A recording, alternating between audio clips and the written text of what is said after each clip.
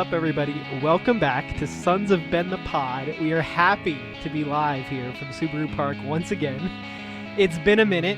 It took a few tries to get here. Two tries. Two tries. It's been about 4 weeks since we've been able to record. So, Adam, how are you doing? It's been a long break for you.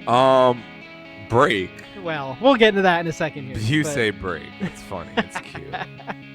No, it's been good. It's been good. I'm happy to be back here. And I was going to say the number of the suite we're in, but I want to leave some mystery left with this pod. We don't have to say where specifically we are. Obviously, we're in Jay Sugarman's suite. Yes. I mean, my feet are up on his desk as we speak.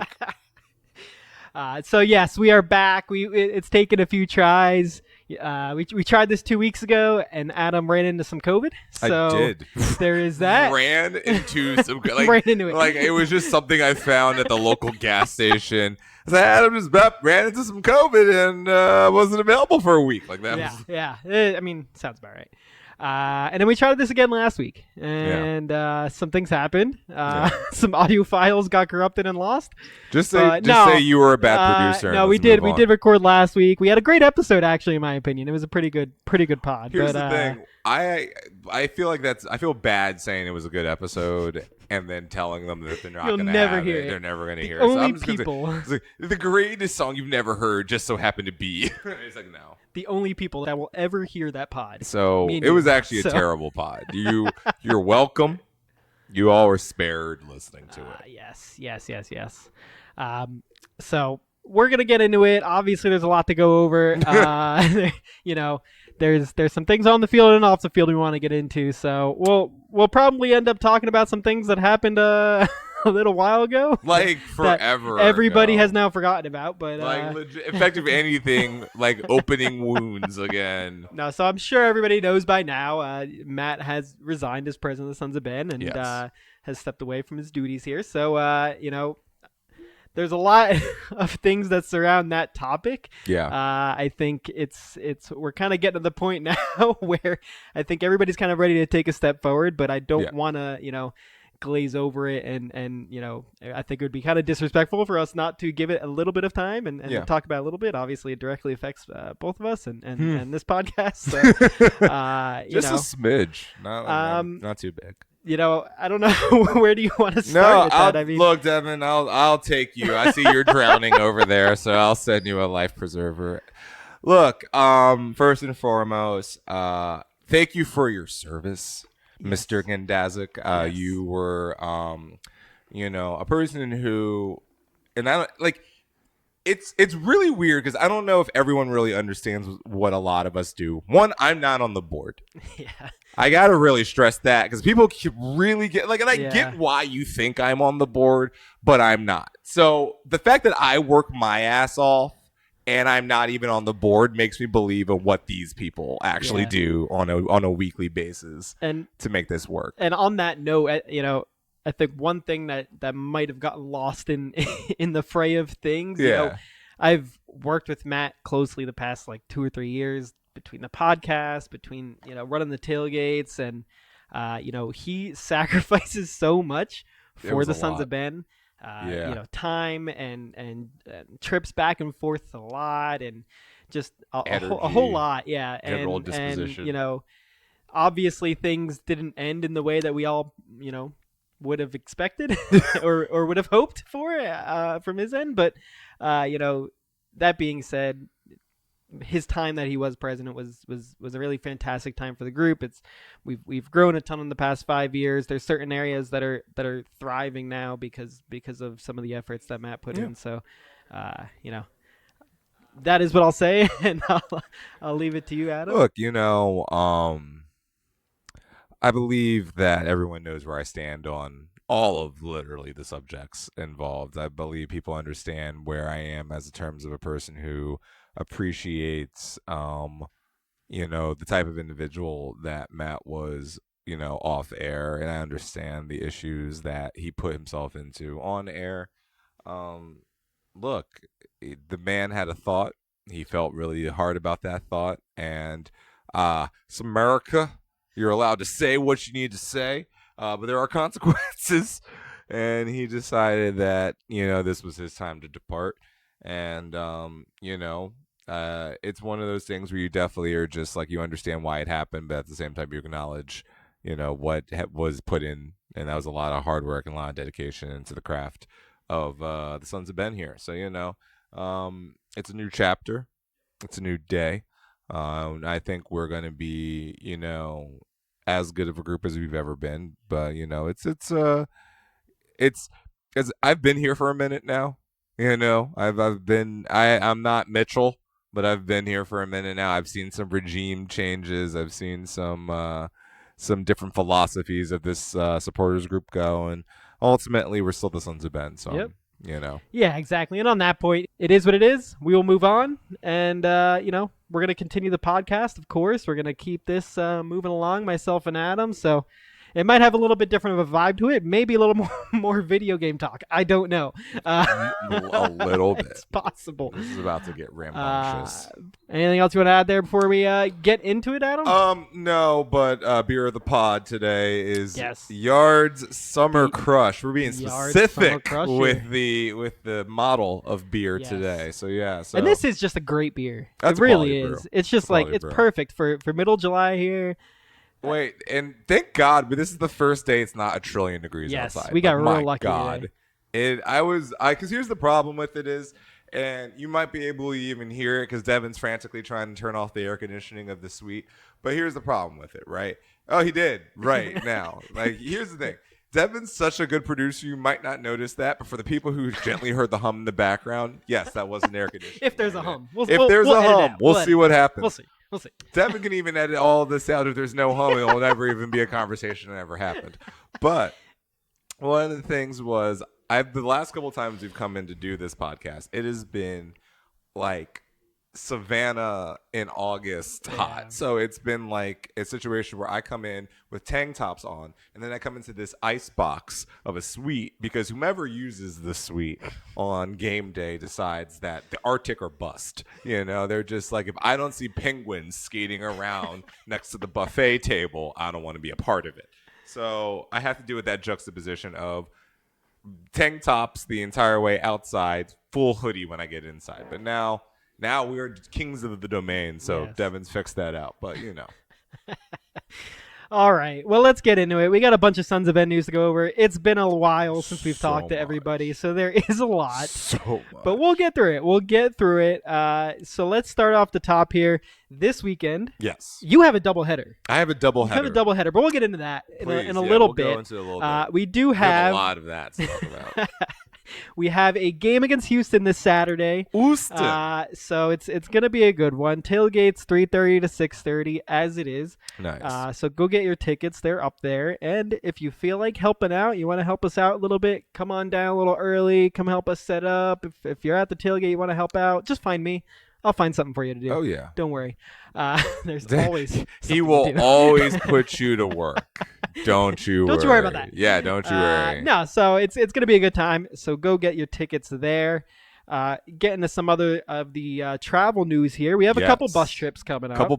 We've got a DC bus trip. Saturday, chilling. August 20th. Our house in the middle of DC. It's going to be great. And then we have a New York Red Bull bus trip Saturday, September 3rd. So there is that one as well. So two of our 3 closest bus trips, which are really nice. Yes. And I have fully stocked the bus with non-Final Destination DVDs. So whomever doesn't want the anxiety of seeing a log go through a windshield whilst on, a road trip down 95. I have Spaceballs. I believe I bought Joe Dirt. I'm pretty sure I have Dodgeball in there. So we got all of the classics for a person exactly my age. Perfect. Yeah, Perfect. Everything that was fun to me in high school is now on that. If you're older or younger than Adam, you might not. You might be a little. Well, Spaceballs, I believe, touches all generations, really. Well, we won't go into my movie knowledge. No. I've given you homework assignments, and I know you have not even begun to film. I'm a bit behind. By all of cinema. Cinema. By many generations. By literally. We have to start at Citizens Kane with you, and then just work our way down the silent movie era. I don't get speakers. Yeah, you're not allowed speakers yet. You think these people had Adobe back then? Surround sound? No. You get mono, my guy. Dolby. Dolby. Dolby, not Adobe. Adobe. Adobe's a little different. Adobe is the program that you use with the thing on the television. Not the television, the computer. Having a good day, guys. We'll get there. We'll get there. Dolby. So yes, if you want tickets to any of those a things, female the deer. tailgate, the bus trips, go to sonsofben.ticketleap.com and you can get your tickets there. Yes. We've also got some away supporter section tickets where we're not doing trips for them, but if you want to sit with the Sons of Ben at those games, we've got Cincinnati, we've got Dallas, and we've got Atlanta. So some good ones there. And I have breaking news that Devin didn't even know about this. Whoa. So you might have remembered that 2 years ago during the Panasonic, our good friends at Bimbo Breakery, I think I know where this is going. Decided to give me a nice little away trip for me and 4 people. And I have breaking news to let you know that Adam Booth will be flying down with the Philadelphia Union for the Atlanta game. I'm going to have me some biscuits and gravy and soccer in front of the most randomest fan base in the history of mankind, ATL Georgia. What they do for you. I'm really excited. This is my first real away trip ever. Okay. I've only done the locals. Like I've never done New England. I've only done Red Bull, DC, and New York City. So to do a real trip, this is going to be exciting. I get to show my fiance Atlanta for like 45 minutes. She's really excited about that. The Benz. I'm really excited about this. I'm going to eat food. Apparently, Yingling is really popular down there, so I guess I'm going to have some local beverages from Pottsville. A little taste of home. A little taste of home, and hopefully, I can see this team continue to be really, really good on the pitch. And we will get into that because we've got some very exciting things to talk about there. Honestly, I was thinking maybe we shouldn't do a pod because like the time we don't do a pod, they become became a Super Saiyan soccer team. So I think the pod slows them down. Like I think they hear it themselves. Keep everything on the rails here because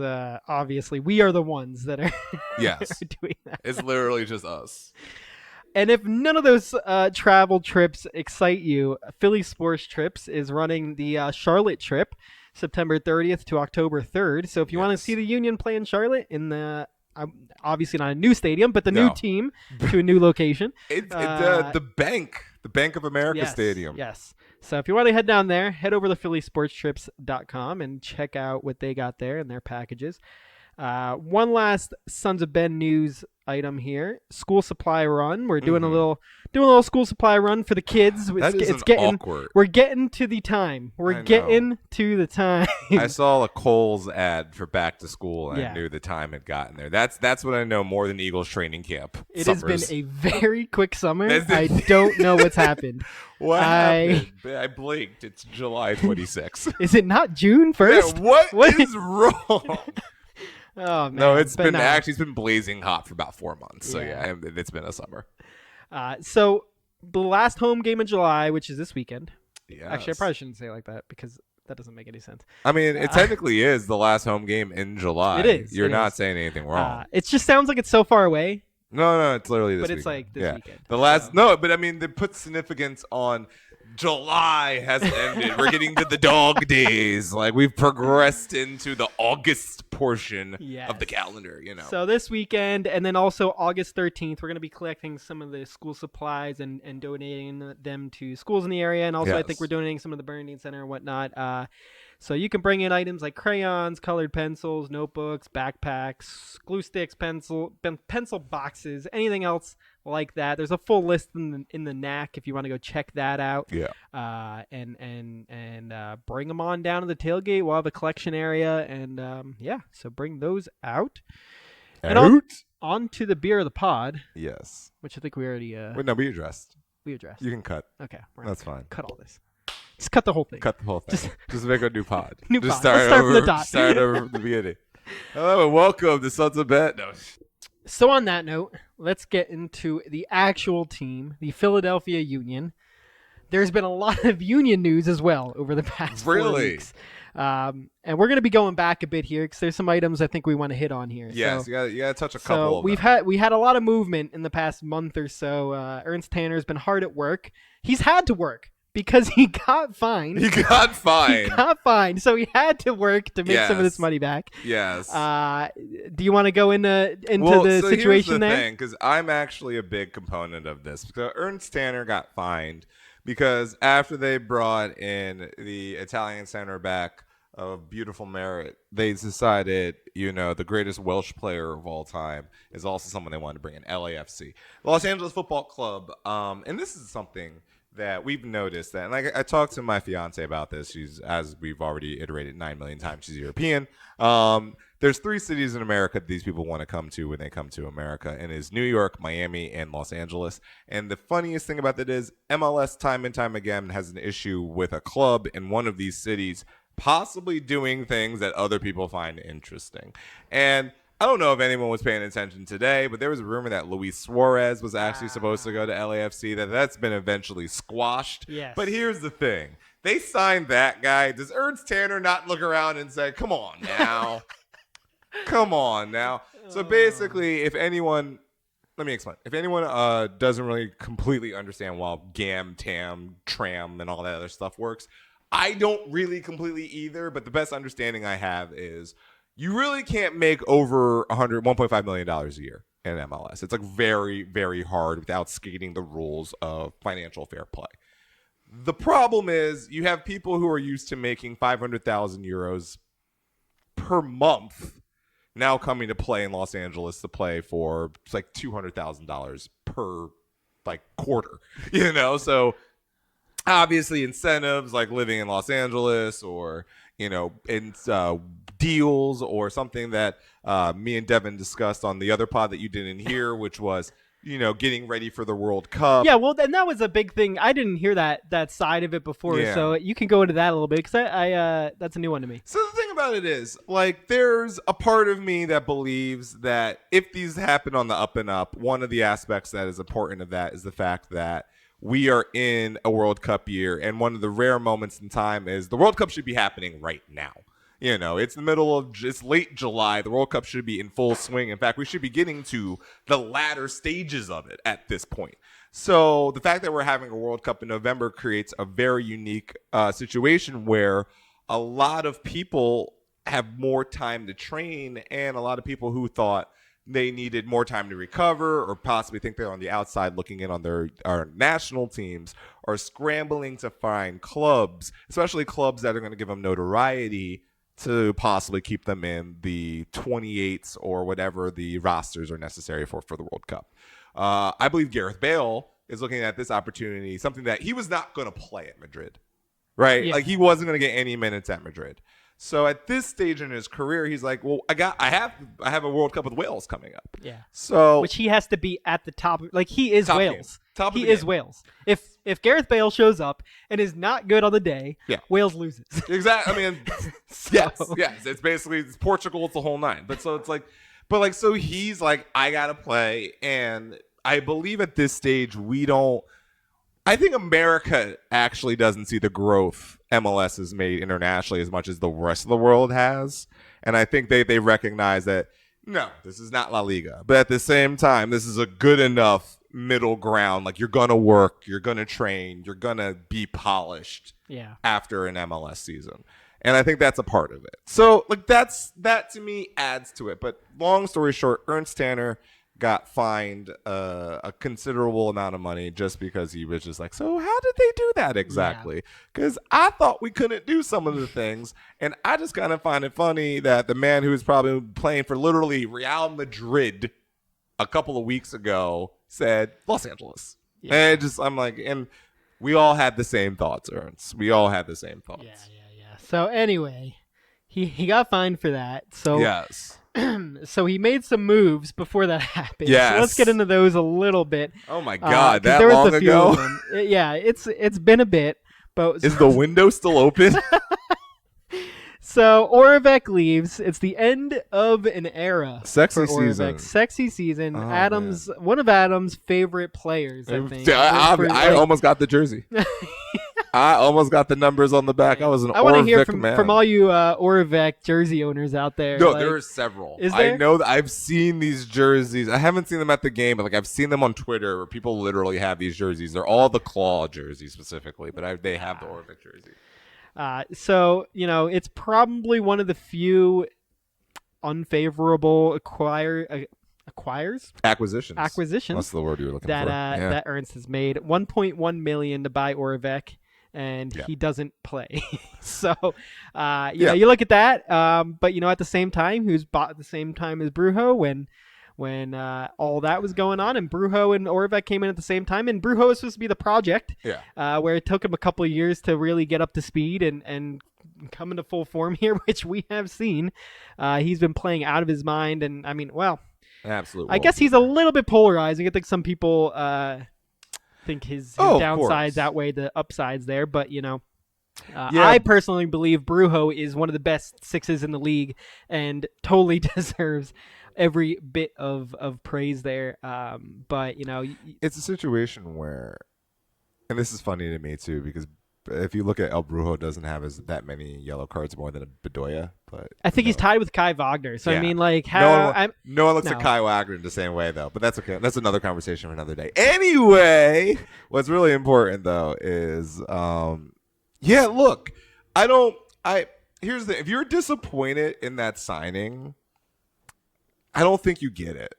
It's first off, it's soccer, right? It's not infinite rotations like basketball, football, or any of these other sports where like the bench, like if you have a really strong 11, most of those guys aren't going to get subbed out anyway. And you have arguably one of the best number 8s in the league. Six. Freaking numbers. We'll get there. 6s, 7s, 8s, 6s, and 7s. Anyway.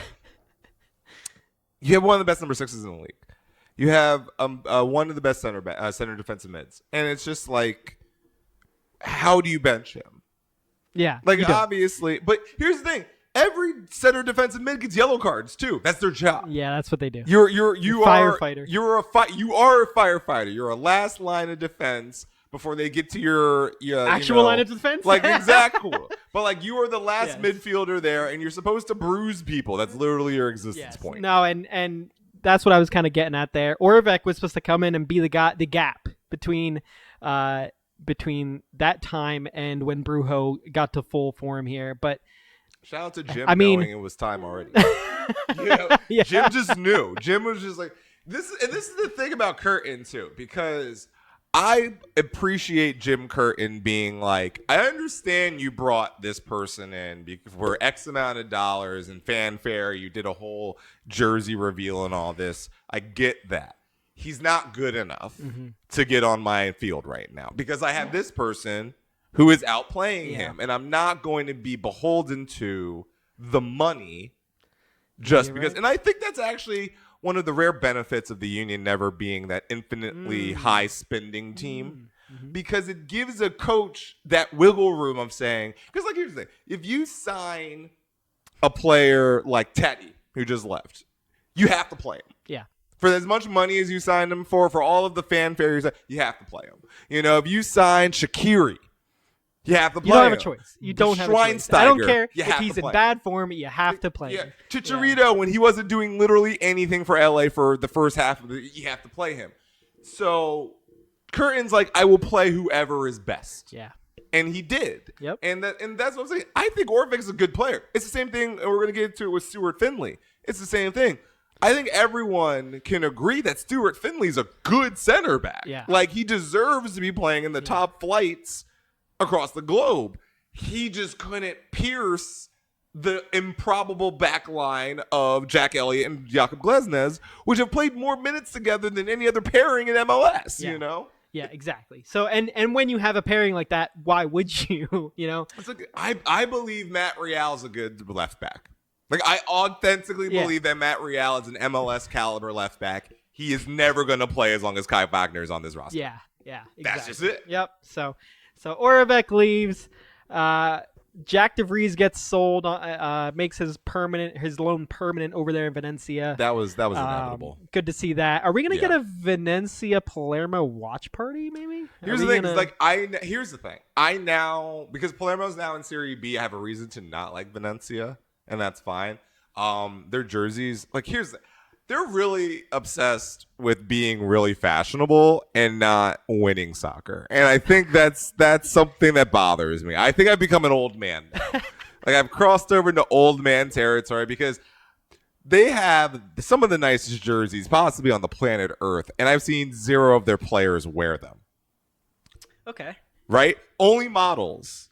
And it's the most Italian thing ever, right? It's just we're going to have fabulous models that we're going to use expensive film that you can only find from 1976 to get the right angles and all this stuff. We're going to do it on the canals. I'm like, look, my nephew, Gianluca Busio, is there, and I need him to be taken care of because I want him to get back into the conversation of the U.S. national team. Because shout out to my dual citizen Italian Americans. Good for you. But look, I now have a reason to not like them, and I'm okay with that.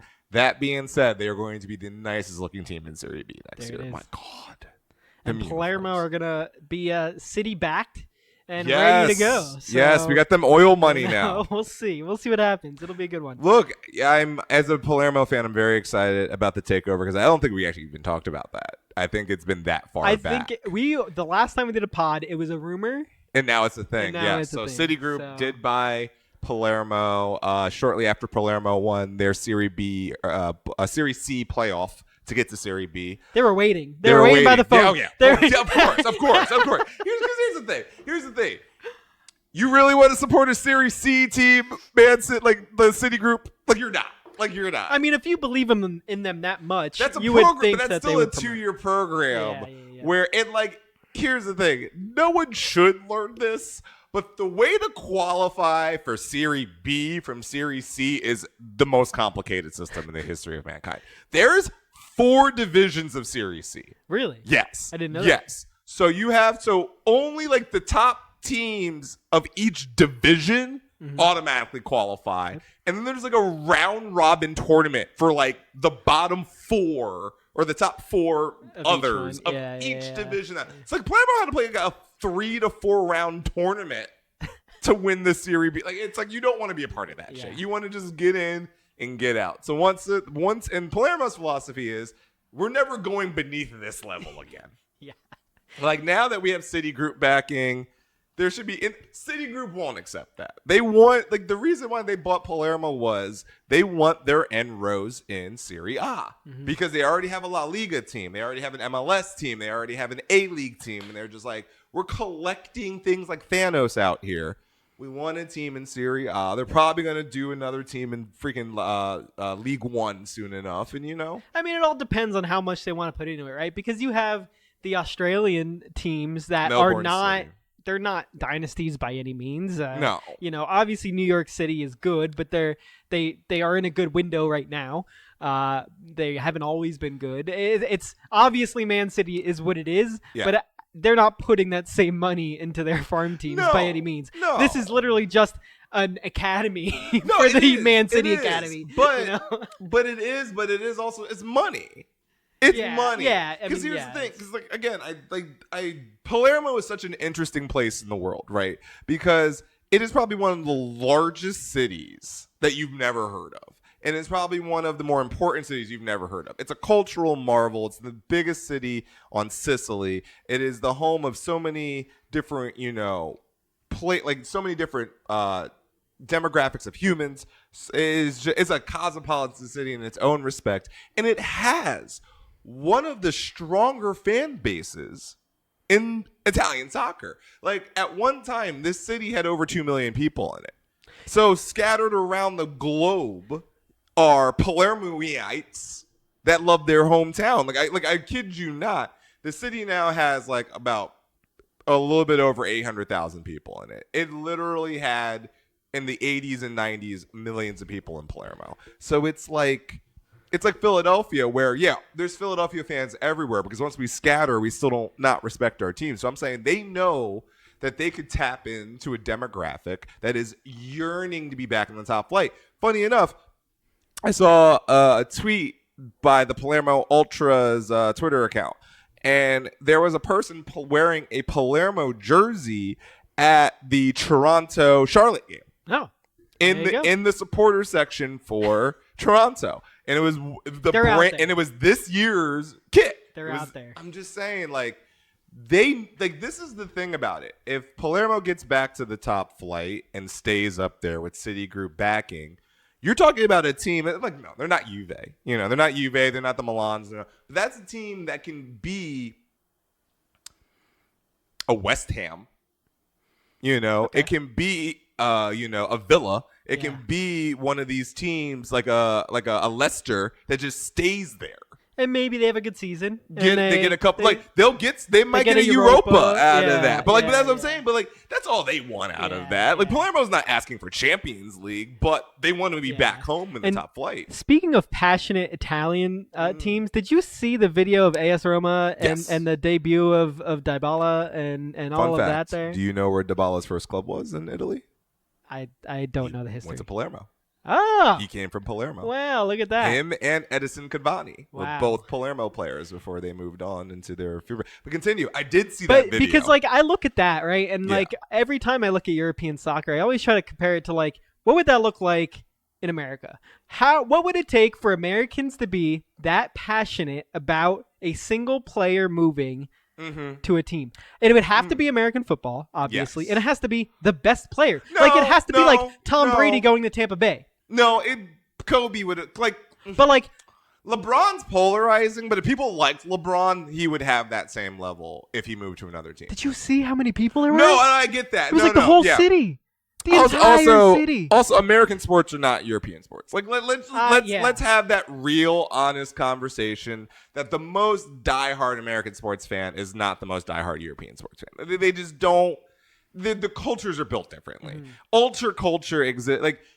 Can you imagine ultras in the NFL? If you had entire sections dedicated to people with flags and chanting and flares. No, Philadelphians would kill people. Please. We would be the scary. It would actually be the place that people pretend Philly is. Every time it's I can't wear a Giants jersey into the stadium. We had real ass ultras. No, you couldn't.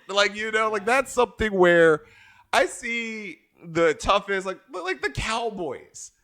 What's intimidating about that? They paid this giant 100,000 seat arena in Arlington with a whole none of these fan bases. You go to Foxborough, are you really intimidated by the fans in New England? Do you think it's because the American sports fan is more diversified than a European sports fan?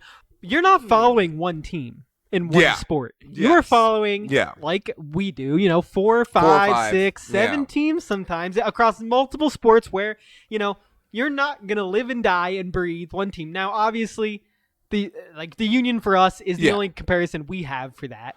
But we also have that. We have the Sixers, we have the Eagles. That's not organic. Supporters groups in America are not organic. Yes. They did those. Everyone who's in a supporters group in Charlotte, bless your heart, but that's not organic. Y'all invented that, because you saw other people do that. That wasn't a natural occurrence. We're jacking other people's culture when we do that. In American culture, that's just not us. Even when I watch basketball, I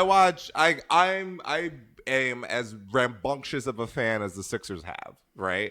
And I'm still decently tamed in comparison to some of these games where flares are literally going off at European basketball games. Yeah. It's just uncomparable. But it translates to the other sports. So it's not even But that's what I mean. American to European is almost incomparable. It's not comparable because even though you'll say we dilute ourselves by being fans of 4 to 5 different teams and all that. I get that. They're fans of multiple teams too, and they still bring it. Every single time to that level. Not to go back in a little bit, but the reason why Citigroup feels like Melbourne City is a viability is not because Australia is historically a soccer country. It's not.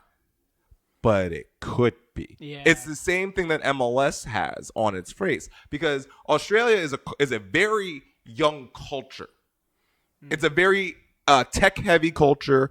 It's a lot of transplants are down there now that are trying to live that new lifestyle. And the cities like Melbourne and Sydney, and Perth are some of the more beautiful, technologically advanced cities on the planet.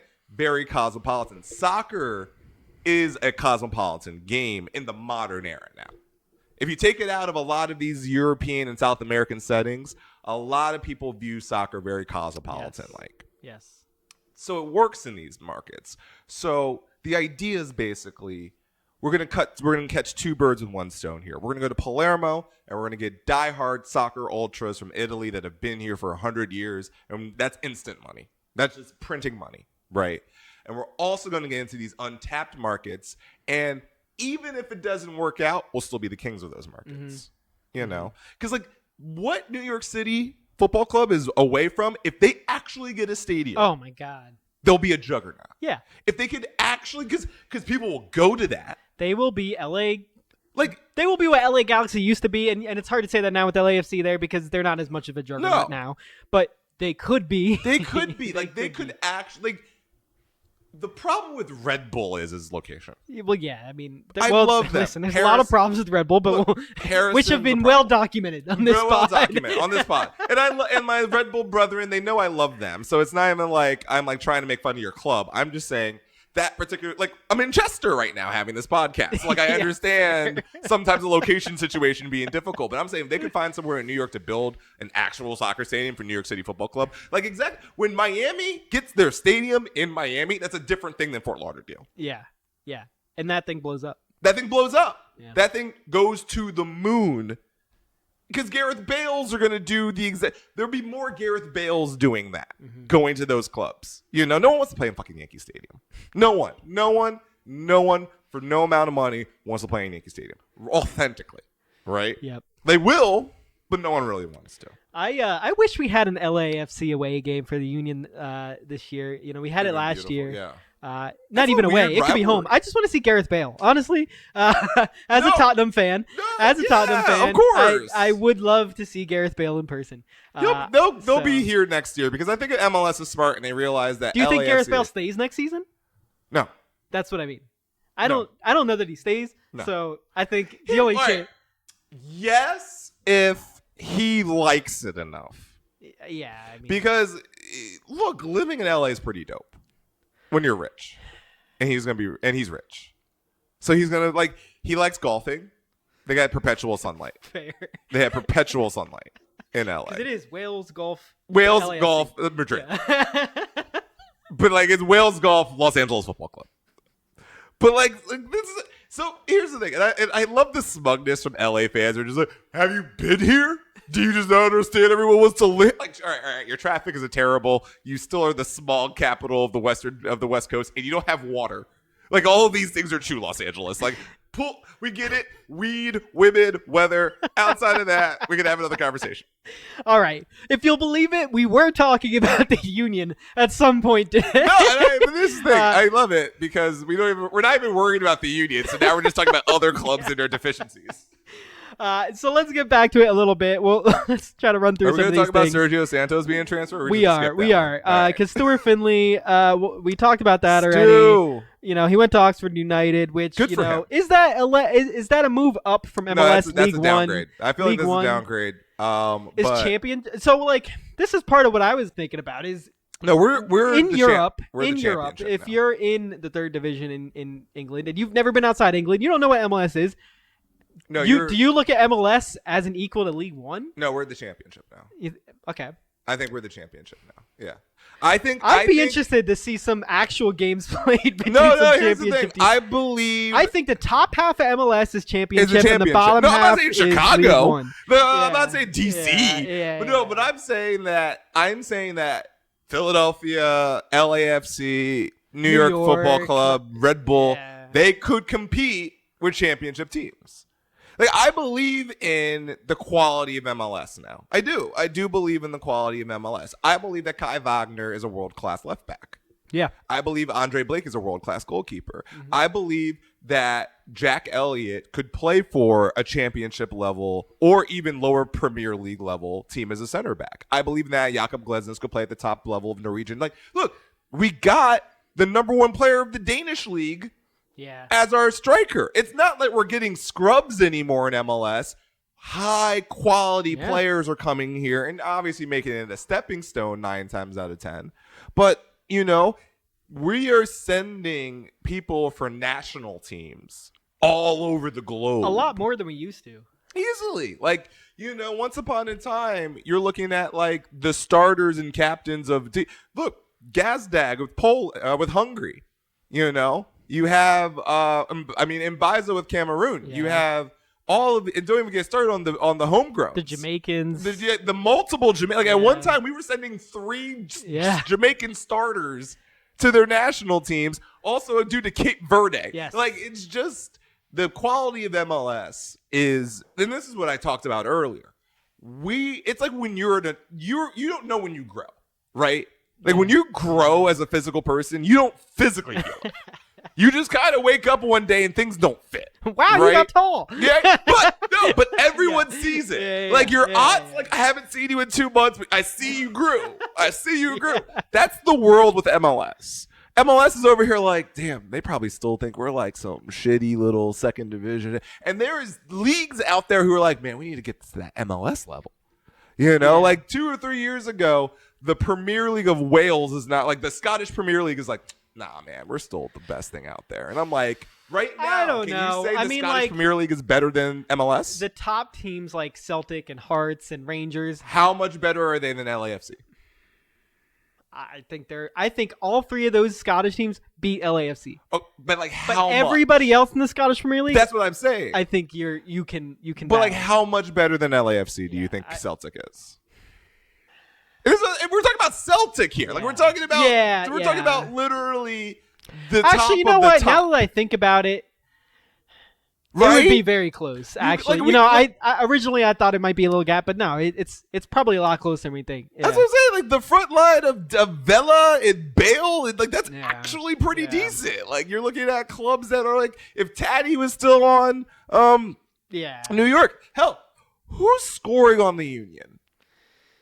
What do you mean? Like club name like the Union probably have the most defiant so defense. Who is equal level to like who's gonna score on that back line? Like who has a squad good enough to put enough goals behind the Union in the Scottish League? Yeah, it's hard. I think those teams are super valuable and they pay their players a lot of money, so they have the caliber of player to do that. They could, but what I'm saying is like ultimately the back line of there is all national team level caliber products across the board. It would be a lot closer than we think. That's what I'm saying. I'm not saying that MLS is there now, but 3 years from now, we're getting 4 years from now, 2026, World Cup 2026. And look, if Don Garber is not saying I'm just going to hold on to then, because if soccer is still progressing the way it is in this country, and then we have a World Cup, and then we do well in that World Cup on our own soil, I'm sorry, hockey. Yes, like you're taking I do truly feel that way as well. That will propel soccer in our country, but it comes with a lot of caveats. The U.S. have to play well. The MLS has to be in a position to accept those fans in a prime state. Like we have to be rolling on all cylinders at that point. I don't think you can have last 2 seasons ago Cincinnati or this season Chicago like.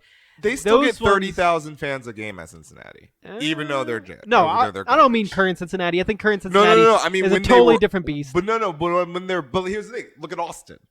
Austin's great. Austin's second in the West right now. That's what I'm saying. Austin went and their fans are passionate as hell. I mean, they look great down there. Those happen more. I think MLS, and this is very unique, we have more success stories with expansion teams now than we have failures. Teams come into the league infinitely more prepared. Charlotte. I'm interested. Look at Charlotte right now. Charlotte has a very good shot at playoffs right now in their inaugural season. But I don't think that translates as well as Atlanta does. No, but Atlanta spent all of the money in the universe to make that one happen. Like Atlanta was the blueprint for that. But like most expansion teams coming in MLS now have at least a plan. Like Cincinnati was a dumpster fire. Out on the field, everything else about it was top notch. Yeah. And now they already have their facilities.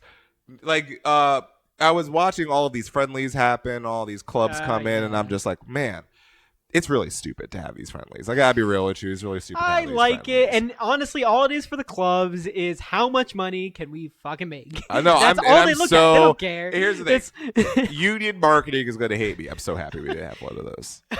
I'm so happy we didn't bring in like a Bournemouth or nothing. Because here's the thing. If you're going to bring in a team of caliber, we would have to play at the Link. We weren't going to do that because like Cole plays there this week or some shit. So like that wasn't going to happen. But like, look, I'm so happy that the team could focus on winning more games for selfishly. But they want to make more money. Obviously, you want to bring in a Chelsea or something because you're just going to make buku money and stuff. And I get that. Why do you think Tottenham played in South Korea? Look, I get that. PSG was in Japan. I get that. And that's something that I find interesting because I'm always like, send the Sixers to Taiwan. We need to expand the brand. Like, let's do this shit, But overall, and this is going back to the original portion of the transfer talks and all this, I believe that MLS is at a level that I'm not exactly sure if Stuart Finley, he didn't upgrade. Yeah. It might have been a downgrade, but it gives him an ability to do what he needs to do, which is play minutes. Yep. And get eyes on him because I'm sure he wants to be a part of the conversation with Scotland. Yeah, I mean they're out of the World Cup.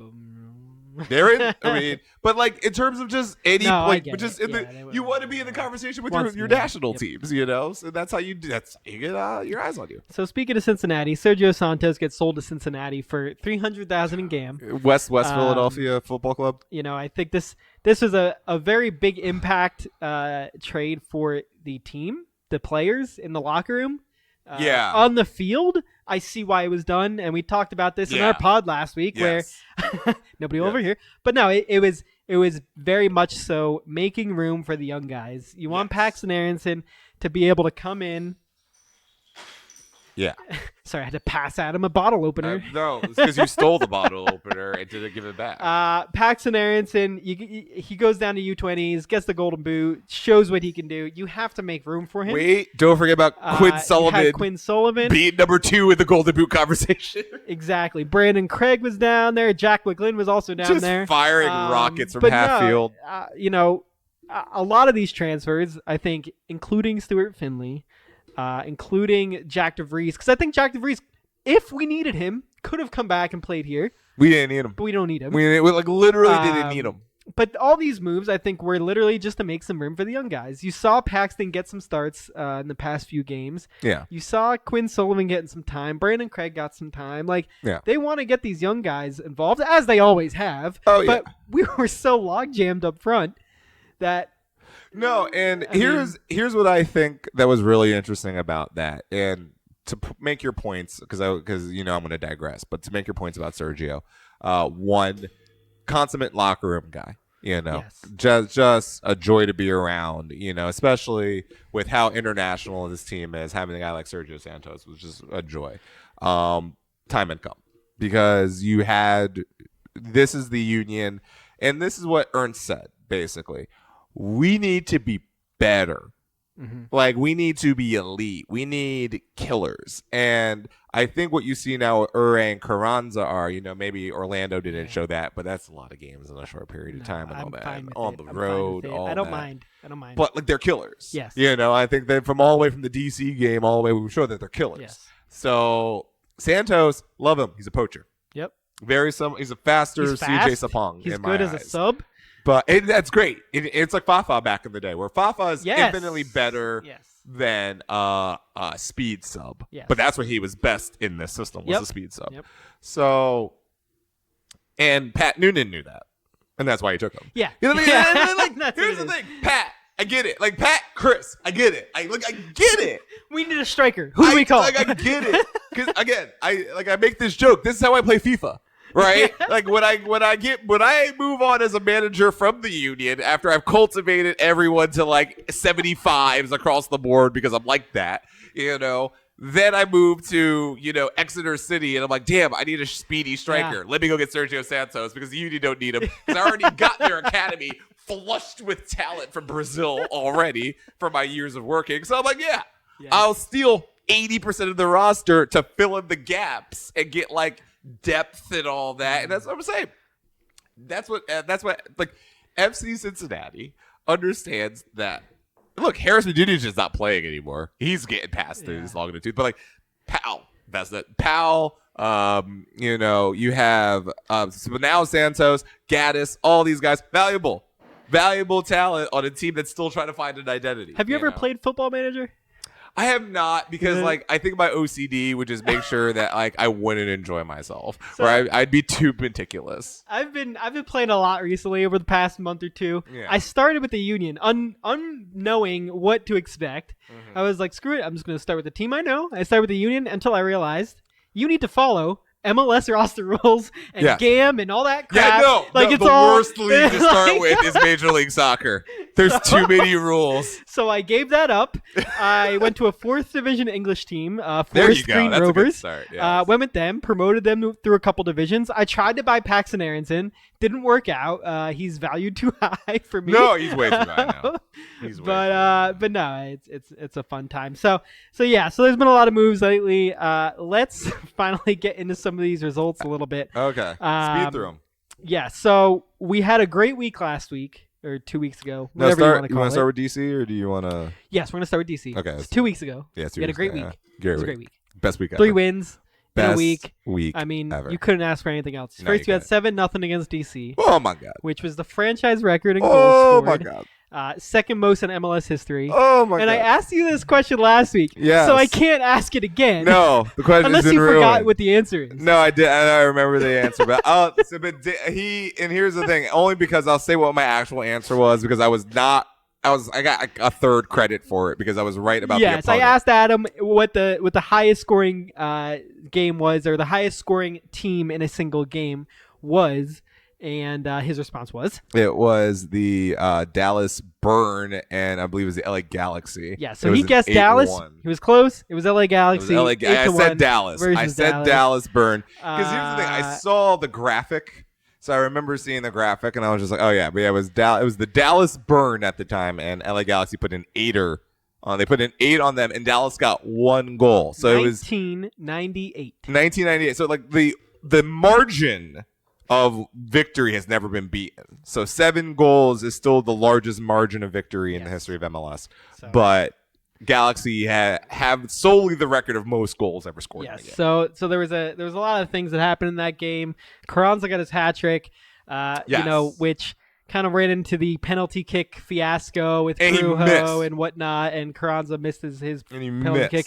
And the Brujo thing, I don't know if this is public knowledge or not, or if this is known, but like the whole reason that Brujo was so adamant about taking that penalty was not because he's a defensive midfielder and wanted to steal a goal. It's I because mean, he might. he had a shirt That also on might be a underneath thing. his jersey for Sergio Santos because they were so close. And this is something I went into last week where when Brujo first came in, Sergio was his guy, his translator. Brujo didn't know a lot of English, so him and Sergio got super close, and so obviously the Sergio trade was a huge surprise to everybody across the board, including Brujo. So he had a shirt on to dedicate it to Sergio. So he wanted to take the penalty to do all that. So. Knowing that, I get why he did what he did, and at the time it looked a little bit worse. And now, looking back on it, we obviously have hindsight to benefit a little bit from there. But looking back on it, they seem to have made up. Brujo's played the past couple games, played great, so I don't have any problem there. But it does Yeah. show, how large of a impact Sergio had in the locker room. But also during that game, Paul Rushing gets an ovation. Oh yeah. So that's a fun time. Oh yeah. Which he also got an ovation at the New England game. Oh yeah. And I think he'll get an ovation every single every game time for he the rest of every the time he season. comes in for the rest of forever. Honestly, this might be the first time that EA Sports ever mocaps a trainer. They're just like, look, we need this man is folklore now. Speaking of Football Manager, the staff in Football Manager is Yeah. actually the same It's front the same office people. stat that It's is the- yeah. in real life. So when Yeah. I inherited the Union, one of my trainers was Paul Rushing. Yeah. Immediately gave him a raise. Yeah, like, immediately. all the Like, money. How much money can I give you? All of the monies. No, it's great. I actually wish that in Football Manager he comes out fully sleeve tatted. And, like every time he goes on the trader field, he'd be just like fully sleeve tatted just to get the real mocap going. No, but So that was a good game. You have anything else you want to add into that DC one? DC. Look, I feel bad for DC. That's a weird thing. That's That's something. And Wayne Rooney's about to Don't step worry, in. It. Wayne Rooney's coming back to resurrect it, man. DC shouldn't be that bad. That's just a fact. I don't know why they're that bad. I don't know if it's ownership. I don't know. And it's and now the ownership is even fucking Who's that running back that is now part of the DC United ownership? Oh, I have no I'm a idea. filler. You look it up while I Alright, filibuster go here. ahead. But it's just like the people who are running DC, they look like they know what they're doing. Obviously, Audi Field kind of sucks, but I think that was only what you could do within the parameters of the district. I get that, But it's just it's disappointing to me. I root for Major League Soccer as a league, and when I see Chicago be perpetually bad for a decade, or I see DC, who is the second most decorated club in league history, be at the bottom of the league. Mark Ingram, Alabama products. Yes, one of my favorite memes is him standing next to Derrick Henry, and Derrick Henry having like 7 inches on him, and it just be like Mark Ingram was an amazing running back for Alabama, Oh my God. and Derrick Henry is like a cyborg next to Mark Ingram, and he looks at him like, how do they make you? Like, what lab did you come out? You're a running back? Who's supposed to tackle you? But no, so I hope they figure, not at the expense of the Union, obviously, but I do hope DC eventually figures that out. All right, let's move on. So after that, we had a Wednesday game against Miami in Miami, 2-1 against Miami. It was an okay game. Gazdag had a penalty. Burke had the winner. That was good for him. No, I think put some respect Corey on that. Burke needed a And that was a good ass goal. Like Yeah. the service was beautiful. Burke had his head on it. Perfect header. Yeah. I think Corey's like a giraffe occasionally. Sometimes he just needs to get his legs under him in a way that's not completely just haywire. Yes. But he needs that, and you need your backup strikers to see the ball go into the net more often. Because Curtin doesn't mind pulling the trigger and getting Ure or Carranza out of there when he knows that they're gassed. So, Burke needs to know he might be playing 30 minutes a night. And especially now that Santos is gone and that we got Donovan, but he's still, a little green. He's going to need a lot of minutes moving forward, and he's going to need to see the ball go in But the Burke net. hasn't been a regular starter in a while. No, he hasn't. But he needs- hasn't been the he knows go-to it. guy, But here's the problem was he was the go-to starter if Santos was out, or And he was the go-to starter. What was it? 5 years For, ago. So and he's got look, I have a Corey Burke jersey because he scored the sealer in the Supporter Shield match. So Corey has scored good goals for the Union. Yes. He needs to see the ball go into the net, and I think that really helped him. And look, man, the one goal that Miami scored, Gonzalo Higuain, just Jesus Christ, man, that guy's he's still really elite. Yeah. And I don't know why he only does it against the Union. He can't do it for anybody against any other team. But I think any person who was a soccer fan saw that goal coming from the minute he found space. The minute he found he could dribble, he had one dribble and a shot. You're like, yeah, it's in. I don't what the hell is he supposed to do? But look, I don't think you should discount also that was a really hot game. Yeah. You were in the middle of Fort Lauderdale, Florida in 90-degree weather at kickoff. I think getting a point on the road in Florida in July, winning Yes. in Florida in July, always a good result. Yes. Always a good result. Yes. So then we get back on a plane. We come back here. We play New England at home, and it was a fantastic game. New England went up. It was 0-0 at halftime. New England go up Cagey in the affair. second half, and then the Union scored 2 to come back. Yep. Gazdag had a penalty. Ura scored off of a Wagner corner. So that was Oh my good. God, the best crosses of all time. So it was a really great game to be at. It was a great one to watch. So, any other thoughts on the New England game there? We're a massive club. That was when I declared we were a massive club. I was running up and down telling anyone who wanted to hear we're a massive I'll club. never forget standing outside in the parking lot. And Adam's just running through the parking lot like, we don't win that game 7 years ago. No, we don't. Or whatever the number was. I don't know how many just number of years. infinite years. It was But- we but don't. No, the union of your youth do not win that match. That is the union of 2022, and I'm we're a massive club. Yeah.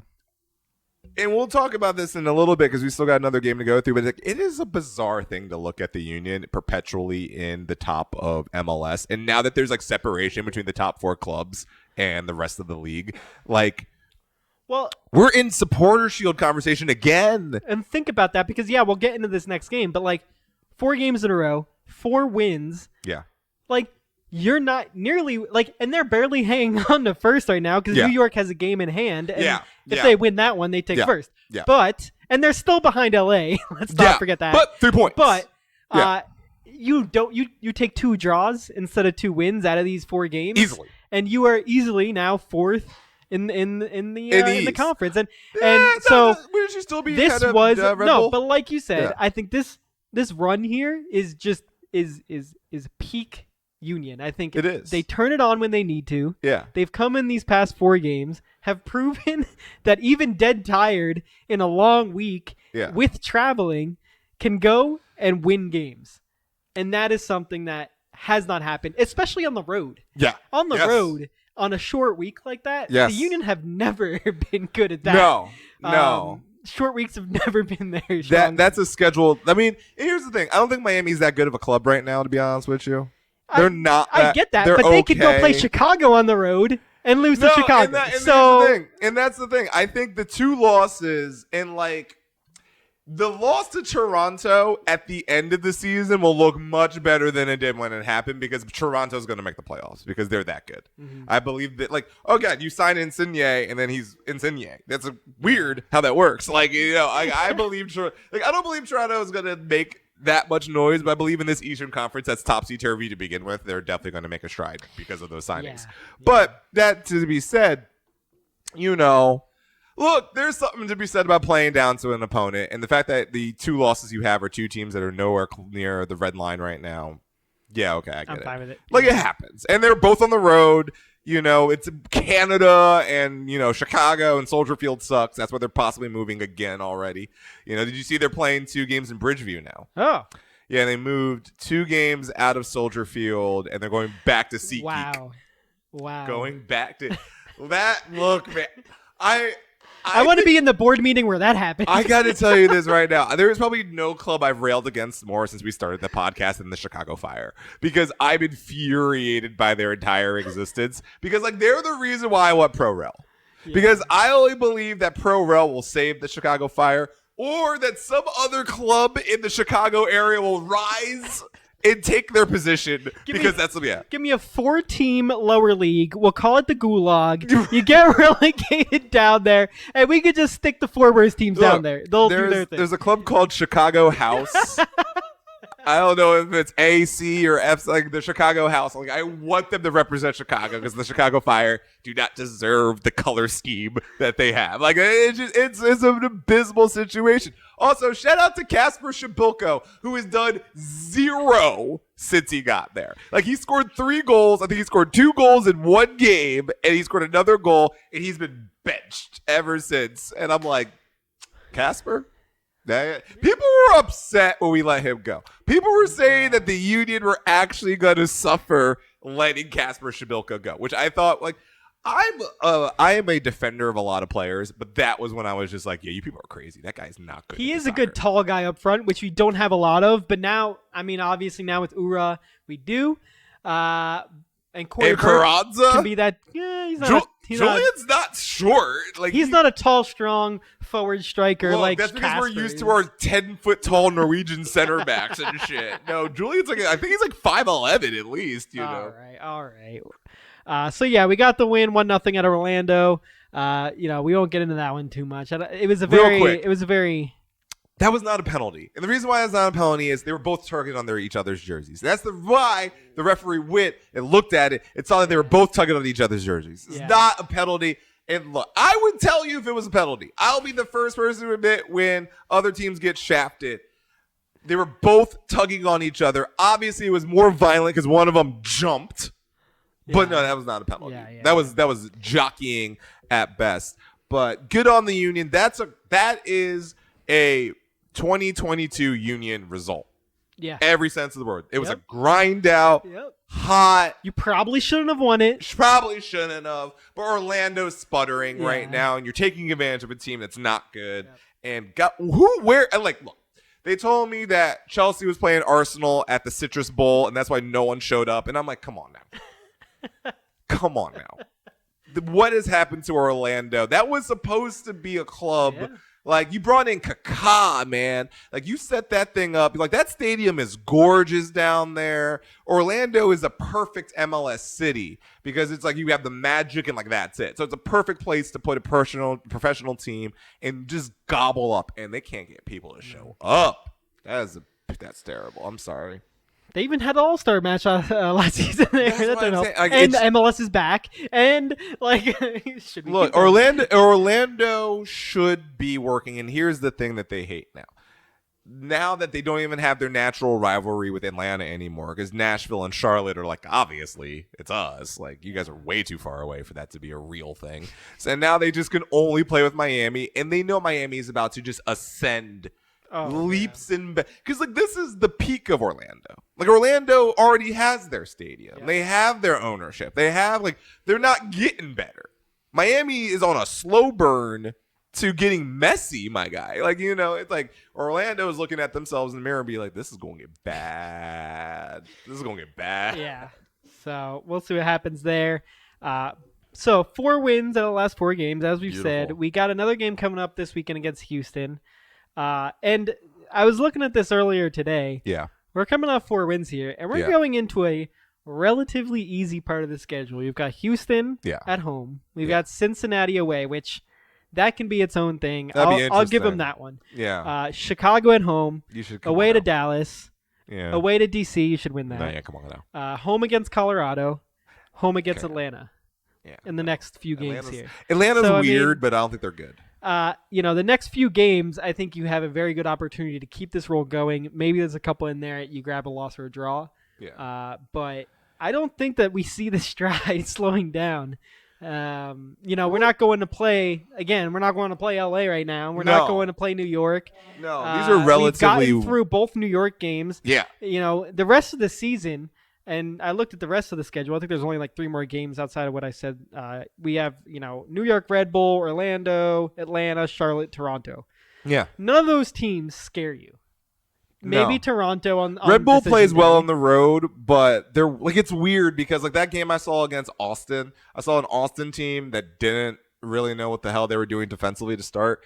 And then I saw a Red Bull team that really wanted to give it the way at the end. Mm-hmm. Like, they really were about to squander a 4-1 lead, and they were really close to doing that. So, no, New York's weird because they play well on the road, but I think you're good enough to squash that one. Now, listen, I don't think we're going off for any supporter shield or anything, but I think we can hold a top 2 spot in the East pretty well. Not? And how many points are you behind? You're 3 points behind LA. You're 3 points behind LA. Who? Let's face it, have a lot better of a team than the Union. Are you sure? On paper, but are you sure? On paper, we played them well every time we played them. We do play them well. Like, in fact, the Union should be disappointed with how they play Los Angeles. I don't think I even have to worry about the Union playing LA because I don't think LA gets to the final because they have proven that they cannot do that. I mean, that's a weird. But here's the thing. Also, but is Austin going to the final? Are we really? I would love to see Austin. Are we sending Austin FC to MLS Cup in their second Austin season? In the finals. I would love it. I just but here's the thing. I don't fear any team in the Western Conference outside of Los Angeles Football Club. I don't, because they just look delightfully mediocre. This is the exact opposite of the NBA, where I'm just like, the West is so. It is trash out there, my guy. Just a tad biased, though, I know. Nothing. Look, I get it, but I don't really fear anybody out there. Look, all I'm saying is, ultimately, why not the supporter shield? Why can't the Union win the supporter shield? I suppose you're right. And when we win the supporter shield, we're about to go into when we win the supporter shield, we could play this clip back. That's what I'm saying. You just told me we're about to go into the easier part of our schedule, right? You just said that, right? The Union have only lost 2 times this entire year. Everyone was complaining about all the draws, and I'm like, my guy, at the end of the season, those draws are going to look like a godsend.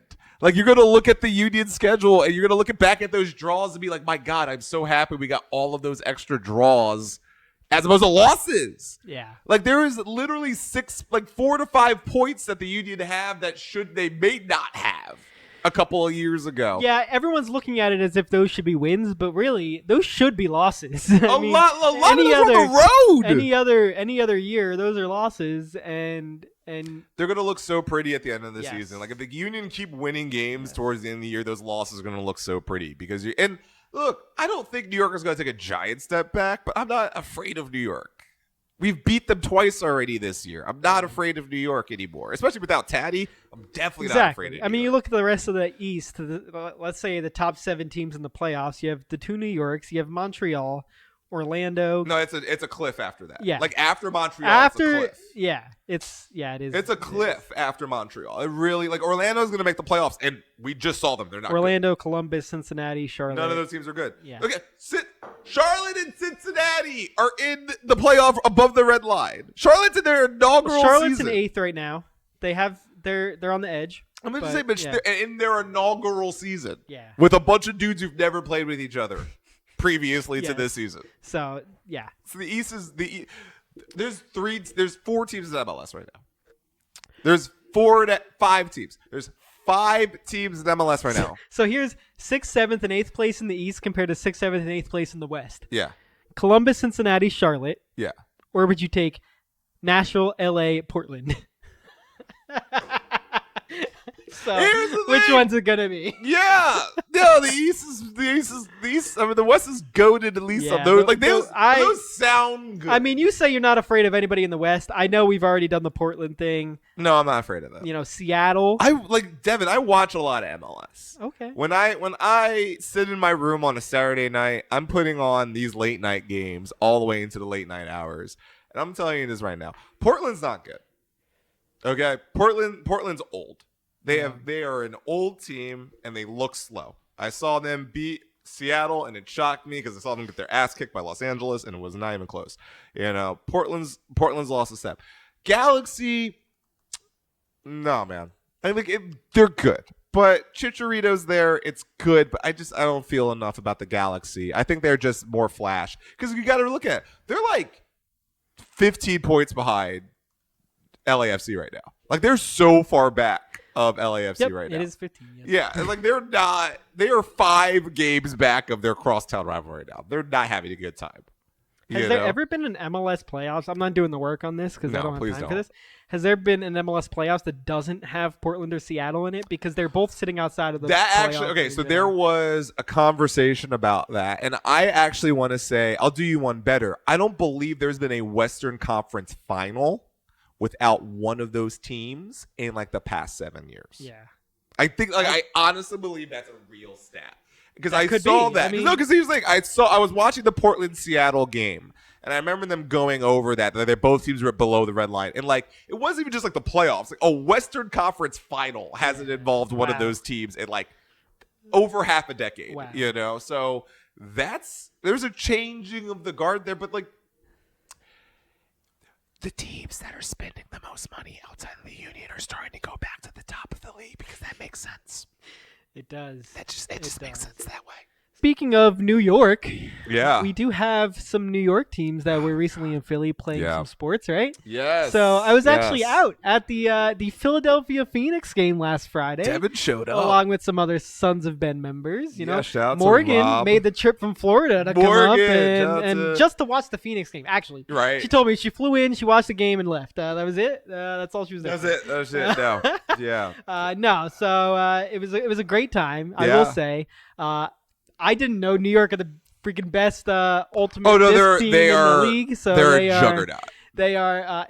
It was pretty close. It was a close game. Philadelphia kept it close. It was the biggest loss of the year, but only because we've been playing very well this year. No, honestly, it was a really cool experience, and it was something new, which we don't get a lot of around here. So it was a really cool experience. So I'll let you. No, shout out to all the Sons of Ben members that came out here. Evelyn, Joanne, a lot of people came out, and I was really appreciative of it. Really touched me to see these people come out and see my Frisbee football team, and I really appreciate them for that. Look, we had a great time. The Phoenix are still making the playoffs, which is cool. The first time in how many years? It's since 2013. Yeah. Since literally my senior year of college. So it's been a minute. It's my senior year of high school. So whatever whatever you take from that. Math. Yeah. No, but legitimately, it is.